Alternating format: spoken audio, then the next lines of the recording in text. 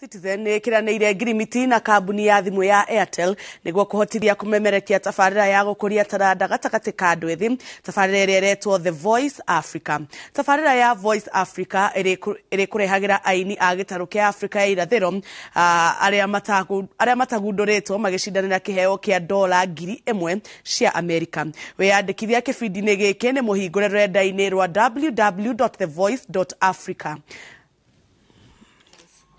Have seen it, have made a wise decision, knowing that we are the best in the industry and we are the right partners. What we can promise our audiences is great experiences, a great journey, and a great exposure of talent. This is an opportunity for everyone who has a music dream to have an opportunity to express themselves, to be recognized at a global scale, and also to build a chance to build a career in music. We're happy to have Citizen representatives, not just for Kenya, but for East Africa. But for me, is to just urge Wakenya wenzangu, go to thevoice.africa and register.